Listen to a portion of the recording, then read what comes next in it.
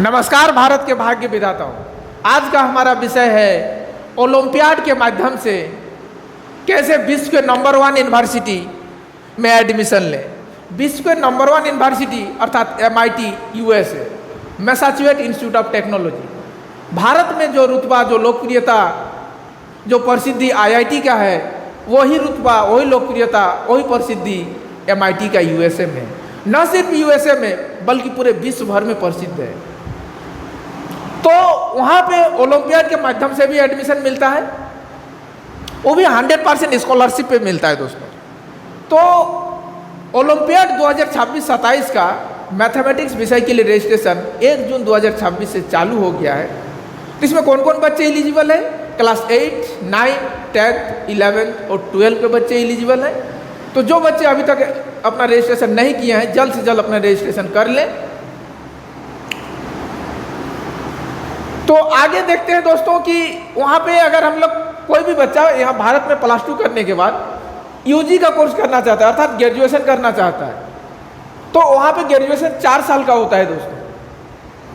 तो अगर हम लोग अभी मैथ विषय के साथ देख रहे हैं कि मैथ विषय से अगर कोई करना चाहता है बच्चा, तो पहला उसमें एडमिशन प्रोसेस जो है, प्रक्रिया में एक एग्जाम होता है आपका SAT, स्कॉलस्टिक असेसमेंट टेस्ट। इसमें 2 पेपर होता है, नंबर 1 इंग्लिश और नंबर 2 मैथमेटिक्स। इंग्लिश का जो पेपर है उसमें मुख्यतः ग्रामर और पैसेज से क्वेश्चन पूछा जाता है, और मैथमेटिक्स का जो पेपर होता है दोस्तों, वो क्लास 8 और 9 लेवल का क्वेश्चन उसमें पूछा जाता है। MCQ बेस होता है, इजी टू मॉडरेट लेवल का क्वेश्चन पूछा जाता है, फॉर्मूला बेस होता है। और भारत में रेलवे के सिलेबस से काफ़ी कुछ इसका सिलेबस मिलता जुलता है दोस्तों। Second number academic record. 10th और 12th में आपका परसेंटेज 90 या 90+ % होना चाहिए दोस्तों। फिर आते हैं ओलंपियाड का सर्टिफिकेट का क्या रोल है। तो ओलंपियाड का जो सर्टिफिकेट है, ये न सिर्फ आपकी रेज्यूम की खूबसूरती बढ़ाता है, बल्कि आपके दावेदारी को भी काफ़ी प्रभावशाली, शक्तिशाली और असरदार भी बनाता है। ओलंपियाड का जो रोल है दोस्तों, तो ओलंपियाड का क्या रोल है? एडमिशन दिलाने में भी ये आपकी सहायता करता है। जैसे वहाँ पे लाखों एप्लीकेशन जाता है, तो लाखों एप्लीकेशन में से पूरे विश्व भर में 10-20 ही कैंडिडेट होते हैं जिनके पास ओलंपियाड का सर्टिफिकेट होता है। तो सबसे पहले उनको प्रायोरिटी दिया जाता है, उनको मौका दिया जाता है जिनके पास ओलंपियाड का सर्टिफिकेट होता है, क्योंकि वो टैलेंटेड है, वो प्रतिभाशाली है, उनको मैथ आता है।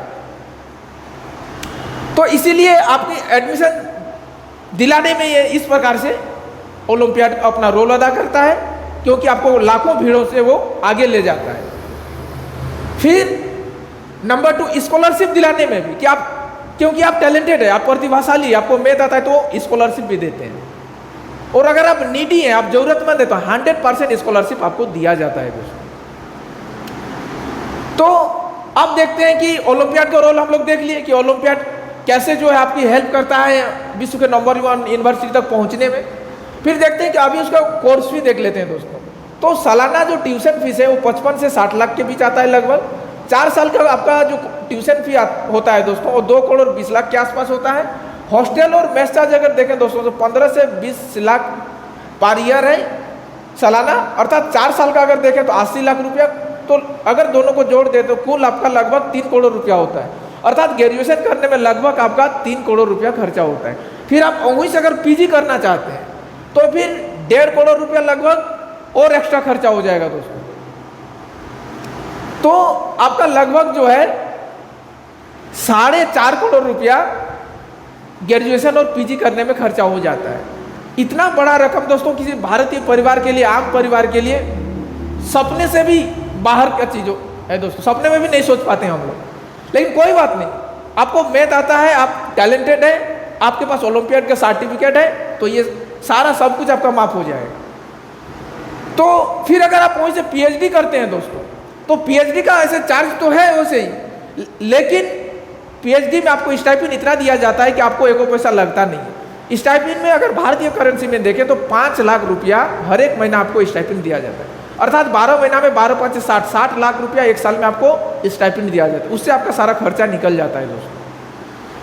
PhD का जो कोर्स का ड्यूरेशन है वो आपका 5 से 6 साल का होता है। आगे देखते हैं कि ये आपका एडमिशन प्रोसेस था।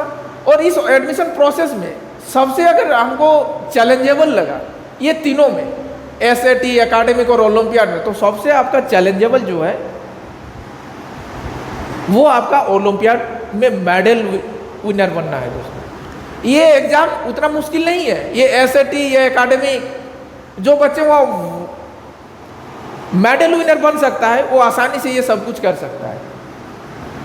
तो आगे देखते हैं कि 100% स्कॉलरशिप में क्या क्या फ़ायदा मिलता है आपको। आपका ट्यूशन फीस जो 100% माफ होता है, आपका हॉस्टल प्लस मेस चार्ज 100% माफ होता है, साल में एक बार घर आने जाने के लिए आपको फ्लाइट का टिकट दिया जाता है दोस्तों, और मेडिकल इंश्योरेंस भी कवर किया जाता है। फिर ये आपका MIT बनाता क्या है दोस्तों, तो MIT आपको डाटा साइंस का एक्सपर्ट बनाता है, MIT आपको आर्टिफिशियल इंटेलिजेंस का एक्सपर्ट बनाता है, MIT आपको मशीन लर्निंग का एक्सपर्ट बनाता है। और अगर आप किसी कॉरपोरेट हाउसेस के लिए काम करना चाहते हैं, जैसे औद्योगिक, बड़े बड़े औद्योगिक घराने, गूगल हो गया, फेसबुक हो गया, माइक्रोसॉफ्ट हो गया, तो इनके लिए अगर आप काम करना चाहते हैं तो 2 से 2.5 करोड़ रुपया एवरेज पैकेज आता है साल भर का। फिर अगर आप नहीं चाहते कि नहीं किसी औद्योगिक घरानों के लिए हम काम नहीं करेंगे, आपको पढ़ना पढ़ाना अच्छा लगता है, आपको सीखना सिखाना अच्छा लगता है, आपको अध्ययन और अध्यापन अच्छा लगता है, तो आप एकेडमिक को भी कर सकते हैं। फिर आप किसी कॉलेज में प्रोफेसर बन सकते हैं और 80 से 90 लाख रुपया पर एनम का पैकेज पे काम कर सकते हैं दोस्तों। तो ये हमारा था आज का विश्लेषण। आप लोगों को कैसा लगा कमेंट में जरूर बताइएगा। फिर मिलेंगे अगले एपिसोड में, तब तक आप लोग अपना और अपनों का ख्याल रखें जी। धन्यवाद, शुक्रिया।